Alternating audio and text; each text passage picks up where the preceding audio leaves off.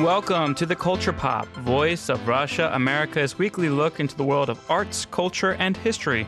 I'm your host, Rob Sachs. Today on the Culture Pop, we explore the Battle of Stalingrad, which began 70 years ago this week. We should thank the Russians for the valor of their people that broke the back of the fascist monster. Also, the Capitol Fringe Festival is going on all this month in D.C. We'll talk to its founder about what to expect this year. A couple new ballets, and we have some modern dance. We also have some opera. We have one-man shows, one-woman shows. There's a Hamlet in this year's festival that's 90 minutes and apparently quite violent. That's all just ahead on the Culture Pop. I'm Rob Sachs.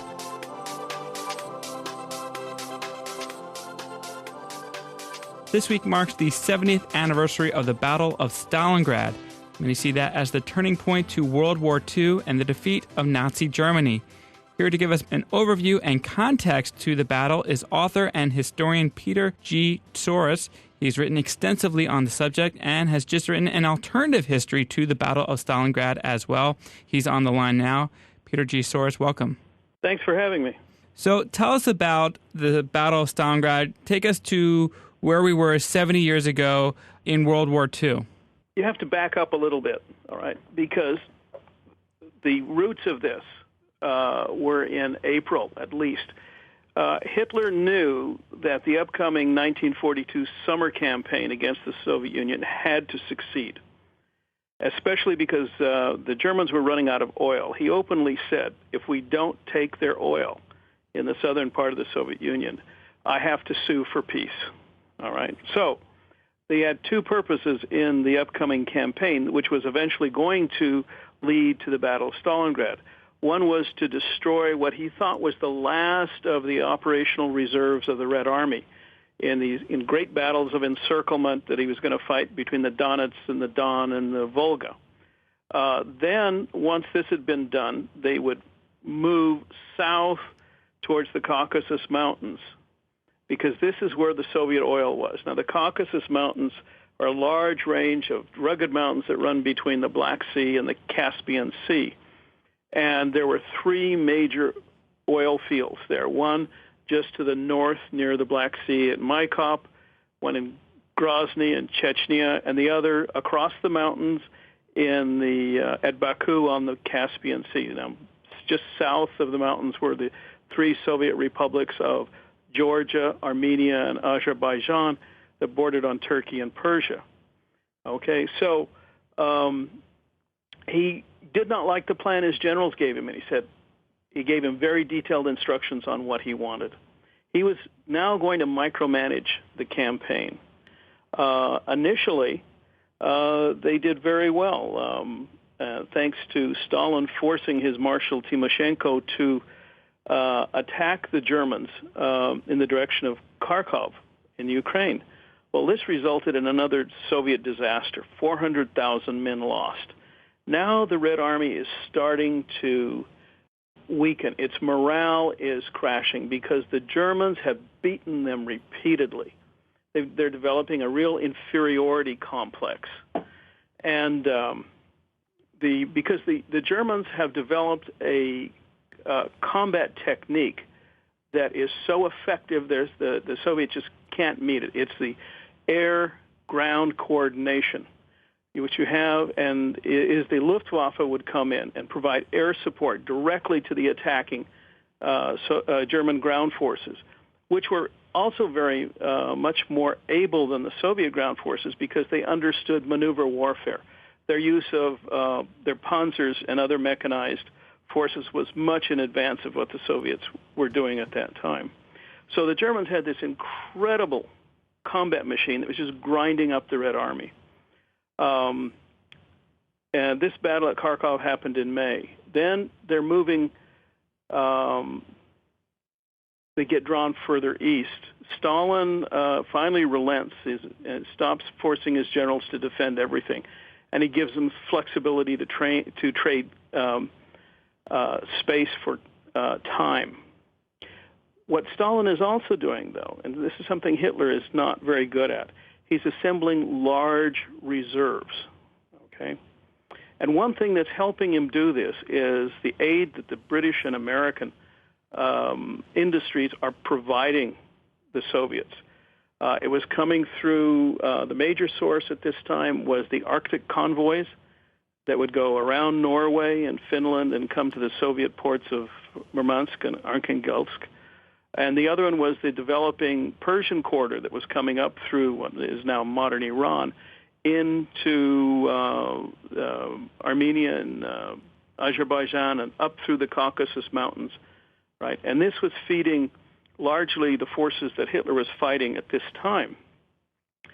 You have to understand, although people say, well, we only provided like 15% of the tanks and aircraft that they used, we were also supplying them vital war materials that without which their industry would have been very hard put to build the large numbers of tanks. For example, aluminum. They desperately needed aluminum for their tank and airplane engines. So for every 1,000 Soviet tanks that appear during the Stalingrad campaign, 490 of them were either American and British tanks or built with, their engines were built with American or Canadian aluminum. So this was vital. Now, as the Germans are moving further and further east, now they're not catching the Soviets. The great battles of encirclement are not happening. The Soviets are slipping away each time. But as they continue to withdraw, their morale is getting worse and worse. And Stalin finally recognizes this, and he issues a famous order, not one step back. This order comes out with a major declaration that's read to all the troops, and it very frankly tells them what bad condition they're in, that you can no longer trade space for time. We can't go back any further, otherwise we're going to be mortally wounded. Talking about all of the territories that were lost, along with the people that would have been feeding the war effort, the industries that were lost, and the available Soviet population that they had was shrinking all the time. As the more the Germans advanced, the more territory and people they were taking.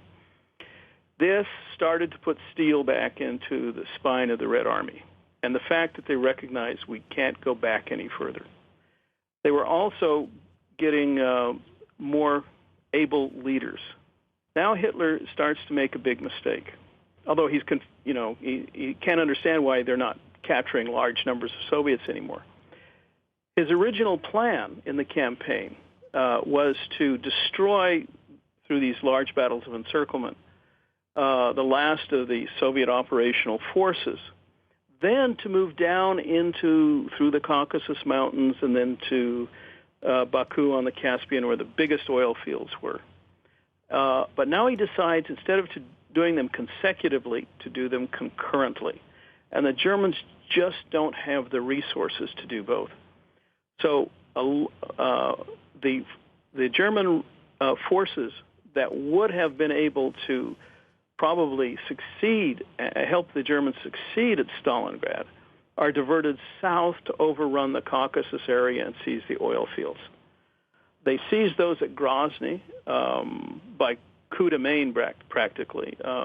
There's a story about German special forces, the Brandenburgers, slipped into Grozny in the uniforms of the secret police, Soviet secret police, and they started to spread panic. One of them went into the signal office and said, we're evacuating the city. And suddenly the entire staff fled.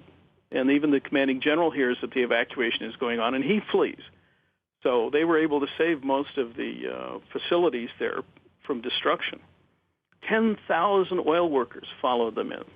And things are getting very desperate for the Soviets in the south there. And Germans get closer to Grozny, which is the second of the three major oil producers. And nearby was the end of this Persian corridor route that brought supplies from Britain and France. It ended at a city called Orjonikizde, which has now been given its original pre-revolutionary name of Vladikavkaz, Power of the Caucasus.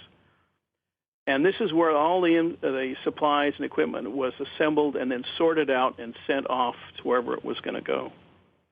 The Germans came very close to taking this, but not quite. Now what's happening, once they get to Stalingrad, one of the able Soviet commanders named Chuikov was given command of the 62nd Army, which was the main force defending the city. This man had a head on his shoulders. He was a good analyst of what was happening. And he had seen how the Germans had taken their air-ground coordination, their blitzkrieg tactics, and how well it worked. But he noticed that the Germans were very leery of bombing too close to their own troops. So what he said basically is, while they're defending the city, get as close to the Germans as you can so that they'll be afraid to use their dive bombers, the Stukas and others, to great effect. Also, the German advantage in mobile operations, Panzer operations, was suddenly negated when they started fighting in the city, because city fighting is basically infantry work with small arms, rifles, machine guns, grenades, bayonets, and sharpened entrenching tools. So your great superiority in tanks and mobile warfare doesn't matter. Now, Hitler becomes obsessed with taking the city at this time. And ironically, that had not been a major objective. They had just said, you'll attack in the direction of Stalingrad. No great importance originally had been given to the city, but once he got his teeth into it, it became a matter of immense prestige to him, because this was Stalin's city, the city named after his great Soviet rival. Now, what's happening is the Soviets are reinforcing Chuikov just enough to keep the battle going. Well, it turns into a meat grinder for the Germans. It was so bad, the city fighting, that the troops nicknamed it the Rattenkrieg, the Rats' War.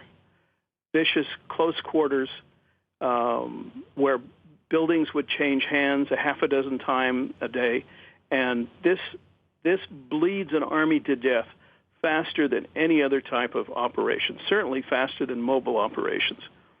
So the Germans are like this great bull that is slamming its head again and again into a stone wall, and it just can't break through, because the Soviets are just feeding enough troops across the Volga into Stalingrad to keep the fire going.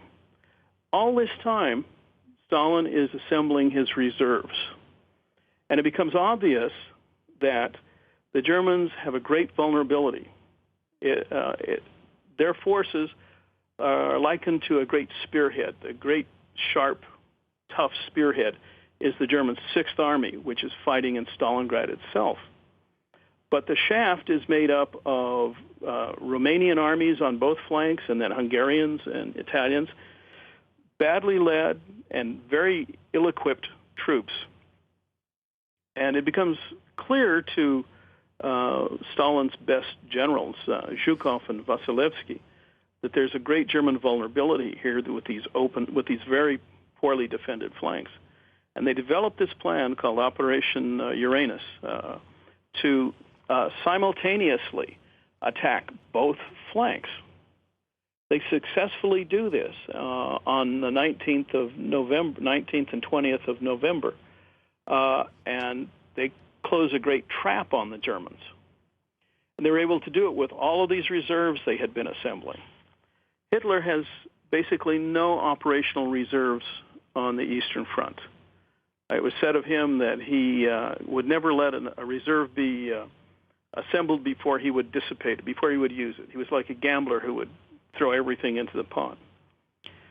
The Germans are in real trouble now, because the German resources have been dissipated across the whole front.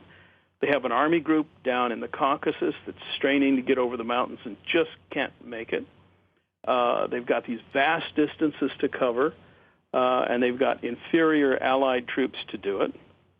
And they're not doing anything different. They're just slowly bleeding to death. I'm going to have to jump in here and take a quick break. In the story, we're speaking with author and historian Peter G. Tsouras about the Battle of Stalingrad, which began 70 years ago this week. We'll hear more about the battle after this break. You're listening to The Culture Pop. I'm Rob Sachs.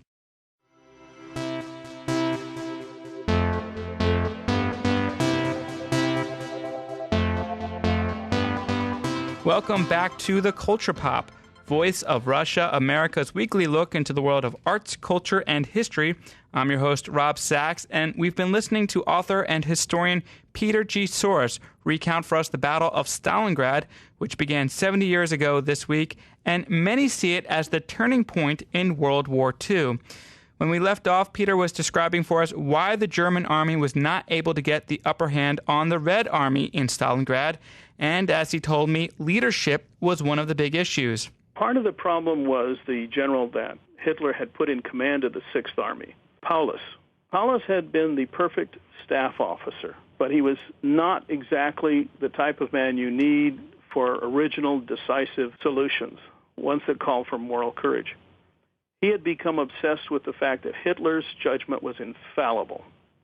He was also not the type to disobey his orders. In fact, he ran counter to the tradition of the German army. And there's a famous story from the Franco-Prussian War where this officer had been sent out on a mission, which he accomplished, but in doing so had utterly failed to take advantage of an even greater opportunity. And when he got back, he was upbraided by the Prussian crown prince and responded, His Majesty made me an officer to obey my orders. And the prince shot back, no, His Majesty made you an officer to know when to disobey your orders. Well, this great tradition of the Prussian and German armies was dying under Hitler. So as they're encircled, everyone was urging them to break out. Break out. Hitler would not let them break out. They could have if they had done so immediately, but it was not in Paulus's nature to make a bold decision like that. Ironically, his major subordinate, the commander of the 51st Corps, General von Seydlitz, was just the sort of man to do it, and it was in his family's tradition. He had one ancestor who was one of Frederick the Great's great cavalry generals, and at the Battle of Zorndorf in the 18th century, he was commanding one flank and Frederick the other, and Frederick was trying to micromanage von Seydlitz's fight with a constant stream of messages, and finally von Seydlitz replied, "Tell the king that after the battle, my head is at his disposal, but meantime, I hope he will permit me to exercise it in his service." And unfortunately for the Germans, Seydlitz was not in command, because Seydlitz probably would have done this.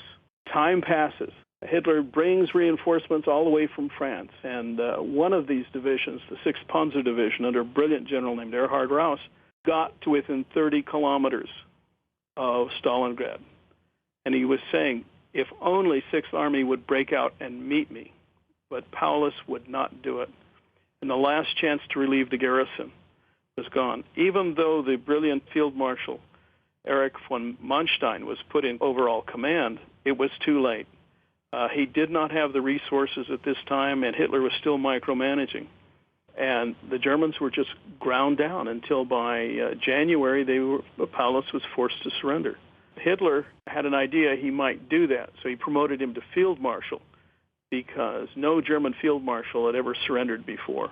But Paulus later said he was not about to put a bullet in his brain to make Hitler happy. The casualties for this great battle that lasted from July to January were probably well over 2 million men. It was the battle that broke the back of the Germans. They were never able to have a chance to seriously defeat the Soviet Union after this, because the Soviets kept getting better and better. Stalin turned out to be a better war leader, and American and British aid continued to flood in. I mean, immense amounts of material, 500,000 trucks and jeeps, without which the Red Army would never have had the mobility or the logistics to defeat the Germans on the Eastern Front. 10 million pairs of boots, 50 million meters of uniform cloth, 40% of the aluminum and copper that the Soviets use. And it goes on and on and on. Huge amounts of food, enough to supply every Red Army soldier one good meal a day. The British went without clothing, any additional or replacement clothing, for a long time because everything was being sent to the Soviet Union. This is not to denigrate the valor of the Russian people, because this was an incredibly heroic effort on their part, but it just shows you how desperate the situation was. In 1944, General de Gaulle was visiting the Soviet Union, and they took him to Stalingrad. And later at a reception, he commented, "What an incredible people to a journalist who responded, "Oh, yes, the Russians." And de Gaulle said, "No, the Germans. Imagine anyone could get this far." So the comparable battle in the Pacific War was Midway, because the U.S. Navy destroyed the backbone of Japanese carrier power. They were never able to summon the strength again that they had at that time. And their power receded just as the Germans did. It was funny, I read a Soviet journal account that said that the decisive battle of the Pacific War was Stalingrad. It's a different perspective. In writing the history of the Eastern Front, it's interesting how much censorship there was on the part of the Communist Party. I was at a seminar at the Russian Military History Institute in 1992, and the commander of the institute said, holding up a flyer for an American book on the Eastern Front, said, "It's because of books like this that we were able to write our own history accurately by citing these sources, because otherwise the Communist Party would have censored a lot of the horrible mistakes and tragedies that the Soviet government inflicted on its own people." Stalin killed millions of his own people during the war, just as Hitler was killing many. The Germans captured a high Soviet official early in the war, and under his interrogation he said, "We abused our people about as badly as you can until you came. And now any people given a choice between two tyrants will invariably choose the one that speaks their own language." So the Soviets got through, and Stalin thanked the Russian people at the end of the war, which is quite an admission on his part. He said they were a state-minded people. In effect, they had rallied to Russia and not so much the Soviet Union. In fact, Stalin went into a fit of depression when the Germans invaded, and the rest of the Politburo was so terrified that the next day they had to ask the Russian Orthodox Bishop of Moscow to address the Soviet people. And he gave a rousing patriotic speech to defend the Russian lands like their ancient heroes did. And it became a war of the survival of the Russian people when they realized what the Germans had in store for them. And a lot of Soviet propaganda fell by the wayside as people rallied to Russia. It was the greatest battle against the Germans in the Second World War, and we should thank the Russians for the valor of their people that broke the back of the fascist monster. Because if Britain and the United States had had to carry the burden of the war, I doubt seriously whether we could have defeated the Germans at that point. The Soviets lost 8.67 million war dead. Those are people, men in uniform, men and women in uniform dead, and another 25 million wounded. So you can see that the Soviets paid the great blood price of defeating the Germans. But again, it was American industry that kept the Soviet Union going and our British allies. So there was a division of labor that was based upon reality. And so it doesn't denigrate one side to say, well, you know, they ate all this American food, they wore American boots, they used American, Canadian aluminum, and so on. The Russians really paid a huge price for that war. You know, in talking about this Sixth Army that the Soviets defeated, they were notorious not just for how they conducted themselves in military operations, but also because of their cooperation with the Einsatzgruppen in murdering Soviet Jews. Can you tell us about their role in Hitler's plan for killing all the Jews in Germany and in the world? Well, Hitler was definitely determined to rid Europe of Jews. He was also going to abolish all the Christian churches after his victory. In fact, he had famously said, you can't be a Christian and a German. He saw Christianity as just the corrupt fruit of Judaism, and he was a friend to neither one. But he was waiting till after the war to attack Christianity. As to the cooperation of the German army with the Einsatzgruppen, it did happen here and there. I know there are allegations that von Manstein when he was reducing the great Soviet naval base on the Black Sea at Sevastopol, that he was cooperating with the orders and having his troops help the Einsatzgruppen. Elsewhere, Germans who protested against it were basically threatened by the party apparatus. I've had Germans tell me that they knew about this, and ex post facto, they were appalled, but what could they do? You have to understand, as one German told me a long time ago, said, "You Americans always criticize us because no one took action." He said, "You have to understand, people were even afraid to ask questions." This doesn't excuse things; it just gives you a different perspective. And what about the Red Army? We saw Operation Barbarossa had happened, and they had a taste of victory there. You said that after this Battle of Stalingrad, they really knew how to fight much better. How did they evolve into a formidable force? Well, the Soviets, after the establishment of the Soviet Union and things had settled down in the 20s and 30s, early 30s, up until the middle 30s, these were the great innovators in military ideas, modern military ideas. The Red Army developed the first airborne forces. It developed the first large tank and mechanized forces. And this was all due to the genius of Marshal of the Soviet Union, Nikolai Tukhachevsky. And they were actually putting into practice what the British and French innovators like Liddell Hart, J.F.C. Fuller, and Charles de Gaulle had all been advocating. And Soviet industry was producing the thousands of tanks and airplanes where they could actually build forces to conduct what Tukhachevsky was creating called deep battle. In other words, blitzkrieg. And, for example, J.F.C. Fuller, British general, who developed the intellectual construct of the principles of war and was responsible for the creation of the British tank force in large part in the First World War. He wrote several books in the 20s, Field Service Regulations 1 and 2. Probably each one didn't sell more than 500 copies in the UK. But Tukhachevsky had them published by the hundreds of thousands, translated and published, and one issued to every Soviet officer. Okay?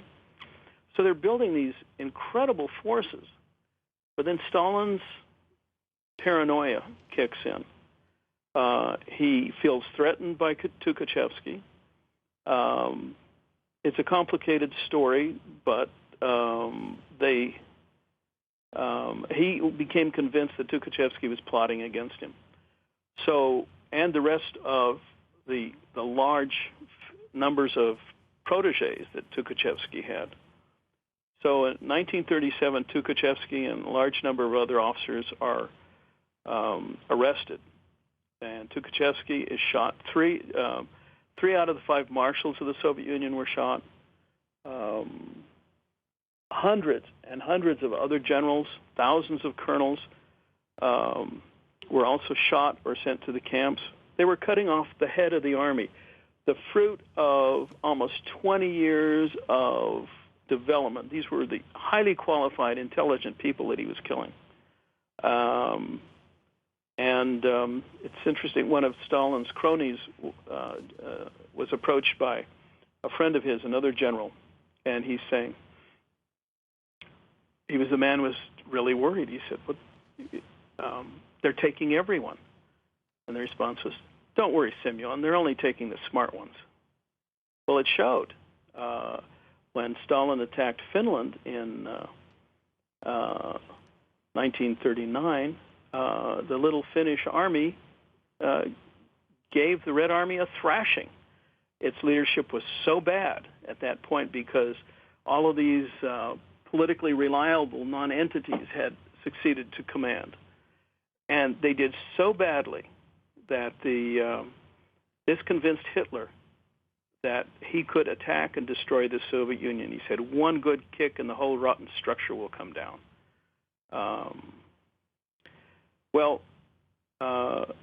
What the Soviets did was they readapted deep battle, all right?